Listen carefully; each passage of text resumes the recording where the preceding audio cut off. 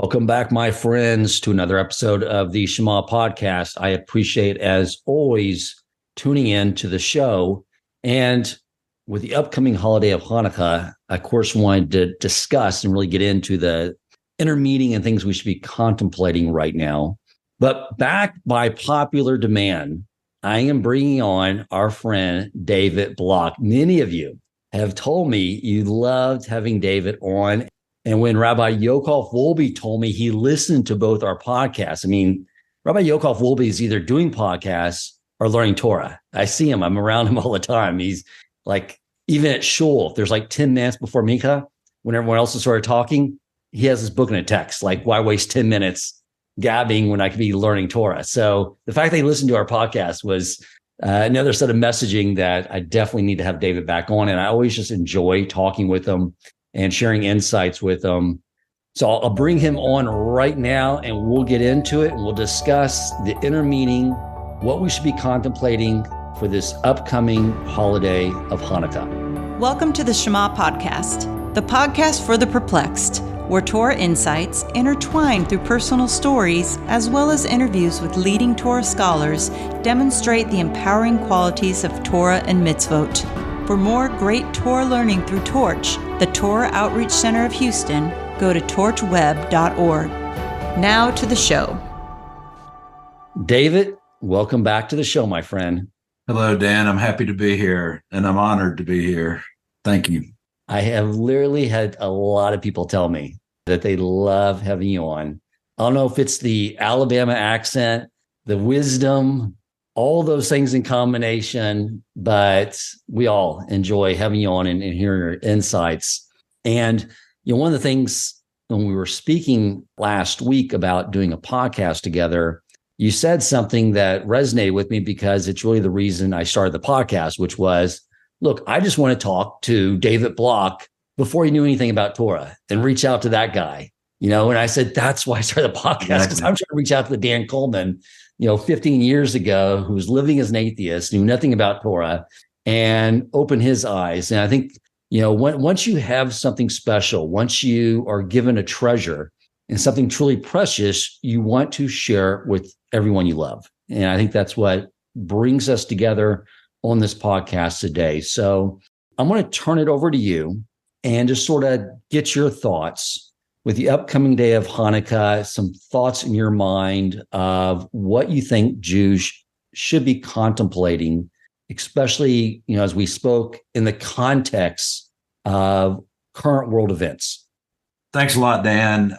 As usual, I spend a lot of time thinking about this kind of stuff. And, ever since October 7th, along with the rest of the Jewish world and others, friends of ours across the world, we've really been affected by what's going on, not only with the war and the hostages and related things, but also with the rise of anti-Semitism, the way that assimilated Jews are getting, a heavy taste of anti-Semitism, maybe they haven't experienced before. It's just really an interesting time because at a time where a lot of the world, seems to be coming at us in a negative way, in an anti-Semitic way. The people of Israel and what we call Kalal Yisrael, the Jewish people across the world, in my lifetime, and I'm not going to say how old I am, those of you who know me know, and it's a subject that shall not be spoken of, but in my lifetime, I've never seen the Jewish people so united. I've never seen Israel so united. And across denominations, across levels of observance, that doesn't mean all Jews are supportive. You got some people who tend to, for whatever reason, prefer the Palestinian side, but they're a small minority.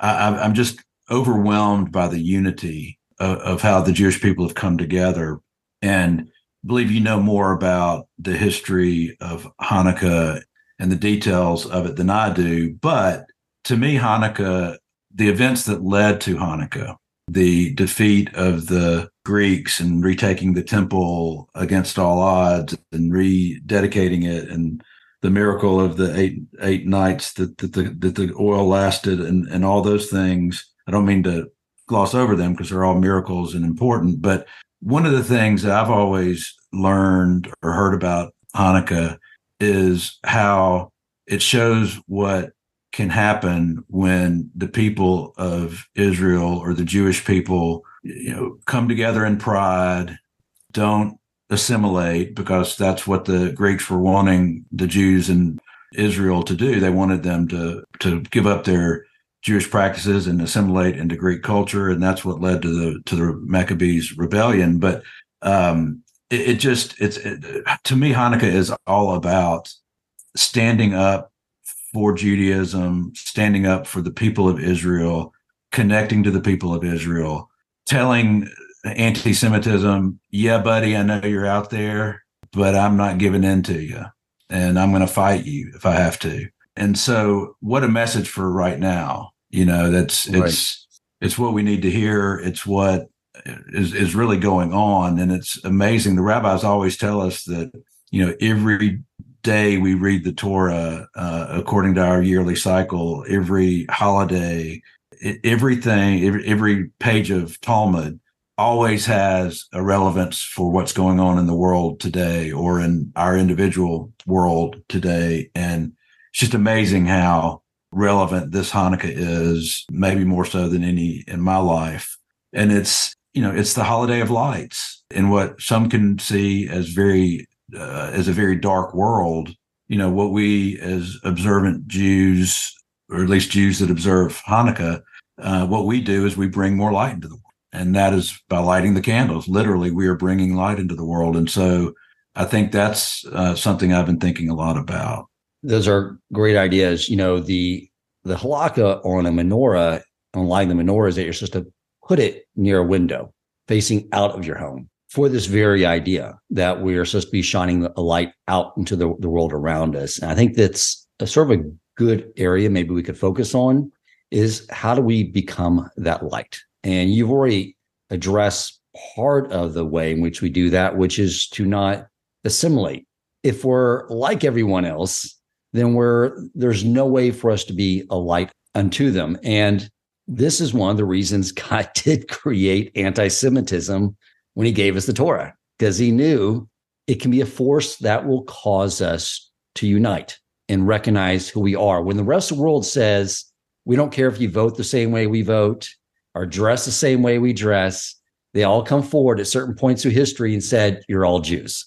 And they are sending a message to us that Hashem wants us to hear, because you don't hear any political infighting in Israel anymore about the decisions that Bibi made on the court system. Like it doesn't matter anymore. And I think that is an important message. And I think, again, beyond the unity, which is extremely important to Hashem. Matter of fact, I've really been trying to expand this idea of loving every Jew, this mitzvah. So when I saw an article about Jews protesting at a pro-Palestinian rally, when I looked at these Jews, what I said to Hashem is, look at these precious Jews, so full of passion for having justice in the world.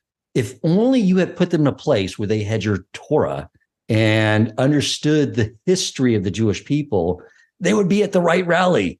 But it's like, but who else takes time out of their day to advocate for justice? It's just misguided.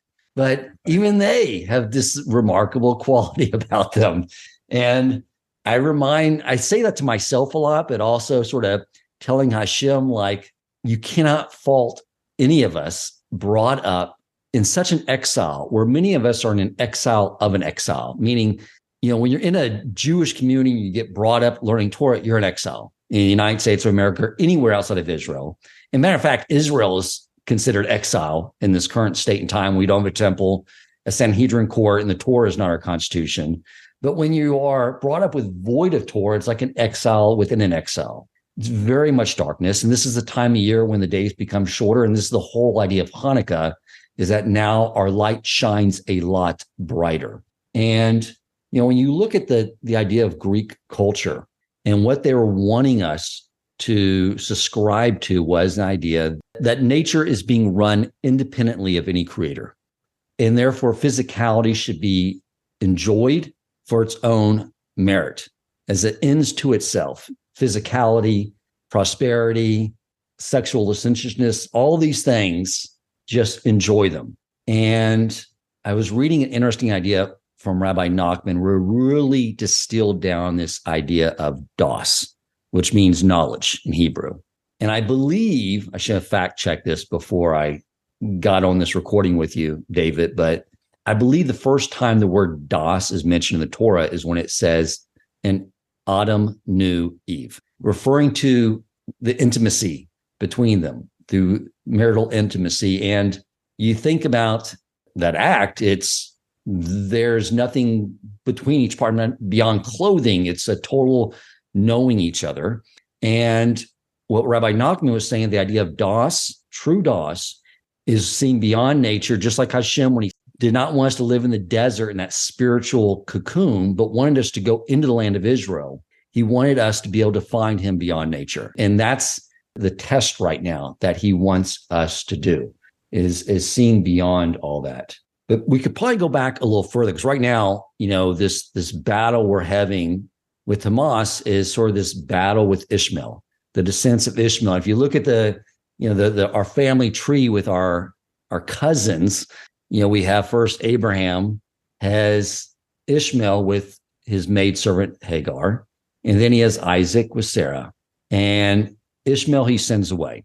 And then from Isaac, we get Yaakov and Esau, and Esau gets sent away. So you see this branch of souls being formed in the pieces that are being sort of pushed off to the side. And really what this battle with the Greeks, the Romans, what became, Western civilization, the church, the United States of America, we are living in Esau's world. This is Roman culture. Rabbi Cohen told me, who is a rabbi, teaches for torts and teaches Kabbalah, that it's not by accident that during World War II, the ad was, Uncle Sam wants you.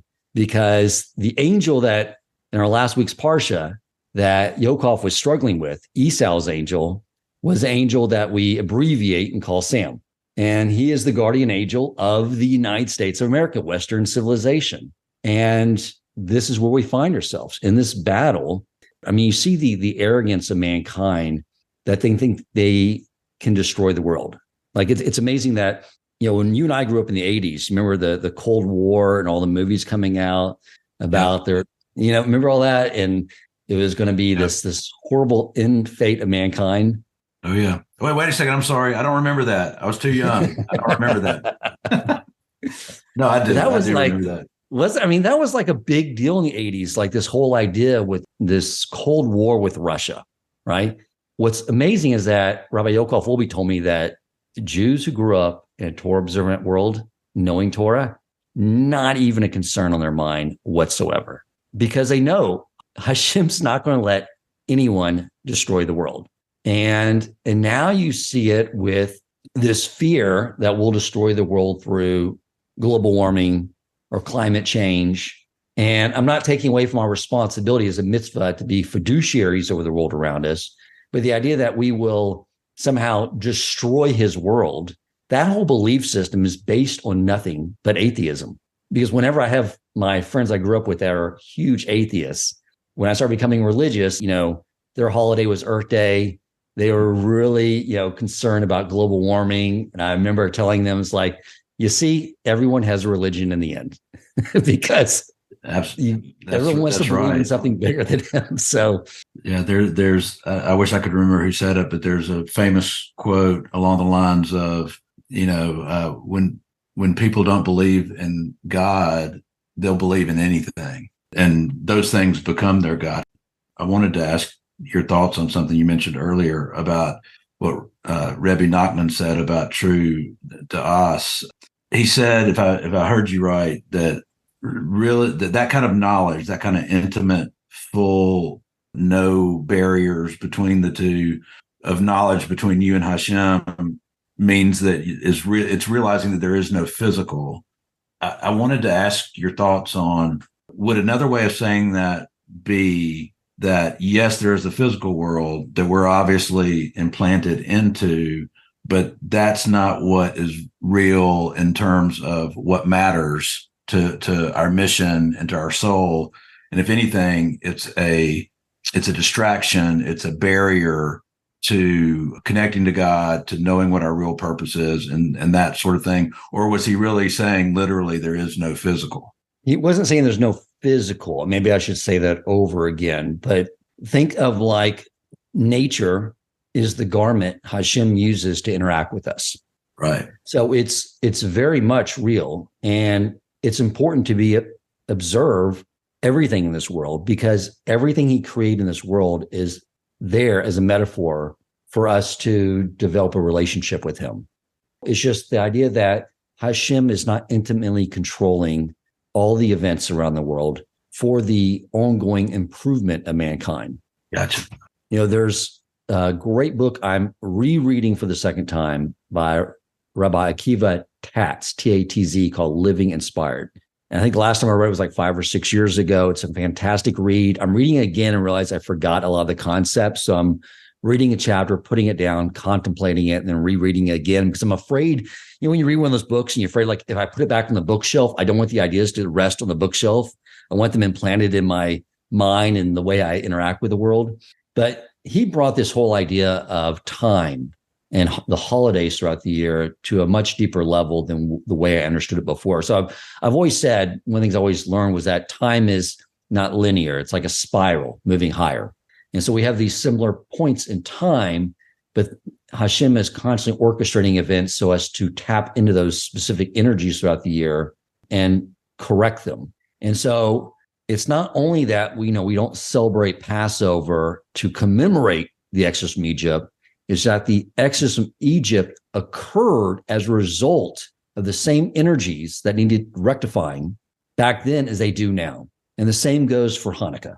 And I think really, so what was the issue back during the time of the Maccabees revolution and the miracles of the temple and the oil lasting 8 days? It's this whole idea of us battling throughout history, the Jewish people, of getting the world to see that the world does not operate on a system that is independent from its creator, and helping the world see that Hashem is interacting with us at all times. And the most important lesson, and the reason that time was picked out as something for us to go back and revisit, is because at that point in time, the Jews said no. Like you said, if we fight assimilation, he will always support us. I think this is the time of year to build our resolve that if we're going to be a light of the nations, that means we have to be distinct. We have to know what that means.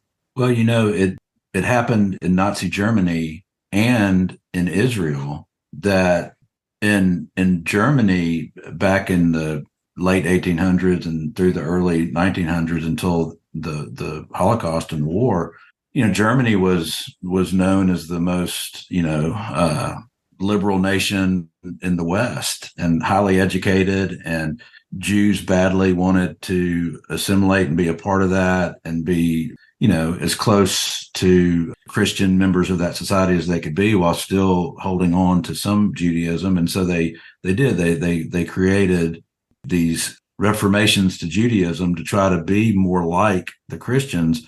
But when Hitler came, he didn't care how assimilated you were. If you're a Jew, you're a Jew. And it was the same thing with the attacks in Israel. I'm not saying that the Jews that were attacked on October 7th were all, secular or whatever, but they certainly were, a high proportion of them were very much in favor of trying to help out the Gazans and to help raise their standard of living. And they hired them to come work in their kibbutz, so people could have the financial wherewithal to lift their family out of poverty and so forth. When Hamas came through the breach in the fence, they didn't care. They're Jews. So it's almost like, right. You can't, this is a totally wrong way of saying it, but it's like, you can't shed it, so own it. Absolutely. It's like, you can't, you're still a Jew to the people that are anti-Semitic, no matter how un-Jewish you are. I wanted to make that point about the fallacy of man, if I just act more like the people around me, it'll be better for me in the long term. My Judaism won't be held against me. That has proven false in our history. Right. It's a promise made in the Torah, and it's been, and all the empirical evidence over the last 3,300 years has proven that time and time again. Hashem means it. We have a very important responsibility. He wants us to be distinct in order to elevate the rest of the world. And I think, and we brought this up before, but I know when I was just sort of growing up in the secular world, reform world, that a lot of Jews have a hard time stomaching this idea of us being the chosen people, because by nature, we come from Abraham and we have this sense of humility within us. But I think to understand that properly is that it wasn't that God chose us, is that we chose Hashem. We chose his Torah and we chose him. And we should not at all be thinking with a sense of entitlement, but with a sense of responsibility. That's what that means. And the question every Jew needs to ask themselves is, are they going to live up to that responsibility to the best of their ability? And I've been thinking about this a whole lot since you and I talked recently, but also, off and on for years. But a couple of things I wanted to say about it. One is, like you said, being the chosen people, or our purpose to be a light unto the nations. When you study the Torah, you learn that God created the world. On every level of existence, there's a hierarchy. When he created the world, the first days of creation are creating, like, literally the actual physical world, the land and the seas and the skies. But when he started making living creatures, each time he created a living creature, he started off with swarming things, and then birds, and then land animals, and then, man, and there's a hierarchy in everything that God creates in the physical world. And even within Jews, maybe hierarchy isn't the right word, an order, roles, functions, everything has its purpose. And even within Jews, there's the people of Israel, there's the Levites, and there's the Kohanes. And, right. It's like that with people too. And we are supposed to, our role is to show the world the light that comes from realizing that God is out there, and that he wants a relationship with us, and that he, gives us rules to live by, to make this world what it can be in its fullest potential. That's what you meant earlier when you said it comes with a responsibility. But it also goes to show that within Judaism, I mentioned the term Kalal Yisrael, the whole Jewish people, earlier. And I think it's important for everybody to know, because there are, at least I hope there are people listening to us that were like you and I were at the very beginnings of our journey, that are kind of, they want to learn more about, they want to become more connected to the Jewish traditions and the Jewish roots, but for a lot of reasons, they just haven't put their foot in the water, or they haven't jumped in the water yet. And I want to speak to those people, because you're part of Kalal Yisrael. We all contribute to the mission of the Jewish people by just doing the things that we can do, by doing the mitzvahs that we can do. It'd be great if we all did them all, but God created me knowing that I would be here in Huntsville, Alabama on this day at my level of observance, doing what I could do. That's why he created me, and that's why I'm here, is to fulfill that purpose and to continue growing. And I want everybody else to realize that too, that and Hanukkah is the perfect time, because of what we're, at least in part because of the ideas that we're talking about. Now is a perfect time to help out Kalal Yisrael, to connect to Kalal Yisrael, to stick your toe in and do a mitzvah, light the candles of Hanukkah, give charity during those 8 days. We're like one body. I think you've talked to me about that before, and maybe even on the podcast before. It's like, I may be, a small part of a little bit of, or the pinky toenail, and somebody else may be the heart, but I'm doing my role. and when we all do our role, you see things like the Maccabees and the victories they had. You see things like the people of Israel, the people of Israel when we, came back to Canaan and conquered it. You see it with what's going on with Israel now, the modern miracle that the state of Israel even exists. When we are unified and we recognize that we're Jews and we're not assimilated and we're proud of being Jewish, it always ends up well, at least as far as I'm aware. No, 100%. I mean, we have an obligation, obviously, like you said, to fulfill the Torah. But Hashem knows is a deep exile. Many of us were born with, what's called in the Torah captive children, meaning there's a whole area of Talmud where discussed if a Jew is brought up captive by someone else, he's obviously not responsible for fulfilling the mitzvos. He didn't know about them. And so we live in an era where majority of us are brought up as captive children. We were never exposed to Torah. But once we get that light, once we hear a podcast, whatever it may be, we need to begin to pursue it. And as I mentioned, the Torah is the interface Hashem created for the Jewish people of finite creation to connect to their infinite creator. I want to discuss some of the things around, like you and I, the way we are brought up. I mentioned this to you. When I grew up, we had, instead of a menorah in the front window, we had a Christmas tree, and we had menorah on the other side of the house. And my family, who grew up in the South, my mom's from Birmingham, Alabama. My father's from Nolens, Louisiana. And what they were trying to do, and they were trying to take the same ideas that were sort of happening in Germany at the turn of the last century, is like, look, if we're going to have a successful life in the United States of America, let's blend in and be like them. And they would always say, like, there's nothing religious about what we're doing. It's a pine tree. It smells nice. It did smell nice. And what's religious about a fat man in a red suit that I convinced you that was bringing toys to you once a year? There's nothing religious about it.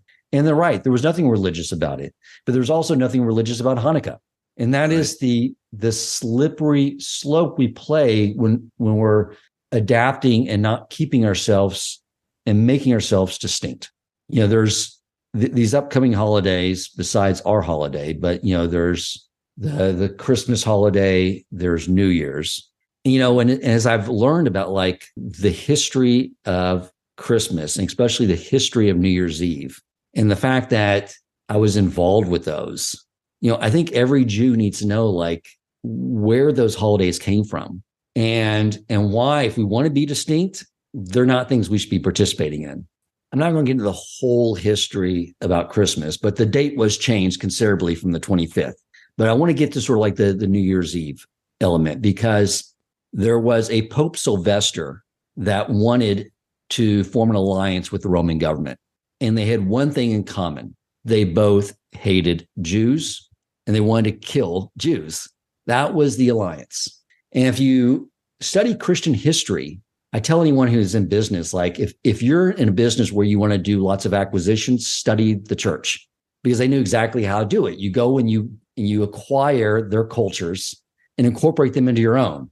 And that's where the Christmas tree came from, and Santa Claus and the Christmas caroling and all those things. But I want Jews to understand this about New Year's Eve, is that what Rome did was they always had a period of time where there was a free fall to go out and kill Jews. And it was during this period of time between December 25th and December 31st. And they would go out, they would get drunk, often, going through the neighborhoods naked, and they could kill Jews, rape Jews. So this whole period of December 25th through December 31st was, for most of our history as Jews, the most horrifying experience. And so many Jews have a custom of not studying in the middle of the night, because at that point in time, they couldn't light candles because they had to turn all the lights out and make sure they were hidden from the Christians and the Romans that would come out during that period of time and inflict harm on them. So when I learned this and really was studying like what was going on back then, me going out and celebrating back in my 20s when I used to go out and party a lot, but celebrating New Year's Eve was no different than celebrating, because I was basically celebrating Pope Sylvester's birthday, who killed so many Jews and created so much havoc and horrible things for them, it was akin to me going out and celebrating Hitler's birthday. Because I know a lot of people now would say, Dan, come on, that's not why I go out and party on New Year's Eve. I party just because that's not what it means anymore. But if I were to say, would you go out and party if you found out it was Hitler's birthday? They would say, no way. There's no way I would do that. And the only difference between Hitler and Pope Sylvester is that we have images in our minds of the Holocaust. We have pictures, we've seen videos, we've heard people speak who lived through those atrocities. That's why that's more real. But I promise you, my friends, that the atrocities that were committed to our brothers and sisters under the reign of Pope Sylvester during this time of year were just as horrific. And I think, when you hear this, you learn this, it's a reason, it's a way for us to be distinct. Don't get wrapped up in all this absolute anti-Semitic nonsense. I just wanted to add that Pope Sylvester also convinced Constantine to prohibit Jews from living in Jerusalem. It's amazing to know how consistent in our history the people that want to kill us and rape us and oppress us, it's been a part of our history for a long, long time. But on the positive side, we've survived. The Roman government didn't survive. I was talking about the family tree in the beginning, and our first cousins from Ishmael, which became the Muslims, and then Esau, which became Greece and Rome and Western civilization and Christianity. That initial battle, the biggest battle, took place over the most time with the descendants of Esau. And look, you and I, we know us Christians, we love our Christian friends. Okay. It's not like, but the reality is more Jews have died over history from Christians than Muslims. However, in the end of times, the final battle would be with Ishmael, because now you're getting up closer to that root, that core, that root that began with Abraham. And so that's where it would culminate. But the reality is, it has always, and we should be grateful that so many Christians now support us and support Israel, but it has not been like that throughout history at all. They would take our Talmud, which was written by hand. There was no printing press. They were writing that by hand, and they would burn wagon loads of it. And the reason they would do so is because the Talmud, the oral Torah that became redacted into the Talmud, is where we discuss the idea of Mashiach. Right. And that Mashiach would be like Moses was Mashiach, King David was Mashiach, and then we would have another Mashiach from the descendant of the Davidic line, and it would be a man with a mother and a father, but would be a tremendous Torah scholar and would bring all the Jews back to Torah observance, restore the Sanhedrin court, and restore the temple. Since our Torah contradicted everything about them, instead of reconsidering, they would burn our Talmud.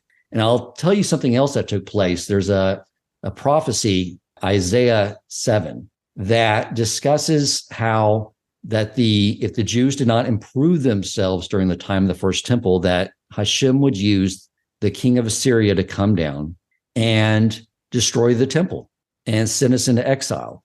And as always throughout history, he says he'll use the other nations as a stick when necessary. And then Isaiah goes on to talk about his wife and how she's pregnant, and about this would all sort of come to fruition when his son is born. And so the Christians read this every Christmas Eve. Why do they read this? Because the translation they have is that instead of King Assyria coming down, it was an angel that went rogue against Hashem's will named Lucifer that came down and would be rectified by a woman who had a virgin birth. Now, I don't know about you, but if I'm looking for a good translation of Hebrew, I'm going to rely on the rabbis at Art Scroll. You would think at this point in time that they would go in and say, you know what, we made a mistake. We didn't translate the Hebrew correctly, but they don't. But they continue to promote this. And that's why the church has always not liked the fact that we were studying Talmud. And finally, when we did start printing it again, we literally had to carve out sections of it. And then we were able to restore them in the last 100 years. We kept them sort of underground because otherwise they would burn them. Thank God that the relationship with the majority of our Christians that's been resolved. And we fought the battle with Esau's grandson, Amalek, who, this is interesting, David, but someone was telling me in the Talmud, it talks about where the descendants of Amalek went to And the direction and the distance is the area that became Germany. Oh, wow. And that was the Nazi party. So, and now we're at this sort of final battle with Ishmael. But the same principle comes into play. If you study Jewish history, you will understand that we've been going through these same things every year. It's just the actors change, the circumstances change, but they're the same energies that we need to rectify. So we're talking about, things we can be doing to make us as a menorah shine out in the world. And it really is about learning our Torah, picking up and doing mitzvos. That is how we connect to our Creator. It's how we let them out in this world, even if we don't understand it. I see David is now wearing seats. How could David wearing these strings hanging from his four-corner garment, how could that elevate the world? It does. Except that we have finite intelligence and our infinite Creator saying, this will repair my world. A lot of the fallacies or misconceptions that we've talked about, it's the fallacy of I don't have enough time to do X. Right. In the past, I would say, I need to put on Tehillim this morning, but man, I'm in a rush. I need to get to work. I'll do it later. And then lo and behold, world gets in the way. I don't do it. It's sundown. And I'm like, oh crap. Okay, well, I'll do it tomorrow. Now I try to realize when I catch myself saying that, like, I don't have time to do that right now. I'm like, it takes like 5 minutes. I've got 5 minutes, and I do it. And it's never had a calamity happen because I stopped and did the mitzvah that I was wanting to do. We all make choices, and no one is pressuring anyone to do 613 commandments today, tomorrow, or next year, but do more than you did yesterday. Push yourself to do more a little bit because you can. And when you do, like the way I see it, it's like it contributes to the purpose that the whole Jewish people have, and the whole Jewish people play a role in heaven, coming down on earth, and, who wouldn't want to help out in that endeavor? So, just think, I'd be willing to bet that every Jew on October 7th and afterwards felt an insane connection to what was going on. And I think I credit you for part of, you among others, Dan, for realizing that was our soul. That was our soul reaching out to the rest of the Jewish souls in the world.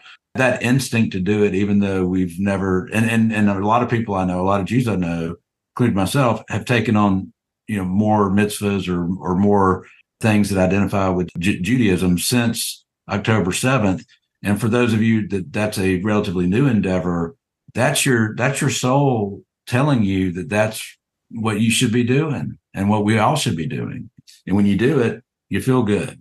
It is so precious to Hashem when he sees someone who is brought up in total darkness, climbing and fighting their way back and doing something that is not built into their morning repertoire. You're making more of an impact on the heavens when you do those small things, starting from where it's just, there's nothing habitual about it for you. David, I appreciate, as always, you coming on the show. So you're a great inspiration to be talking with on a regular basis. I know the audience feels the same.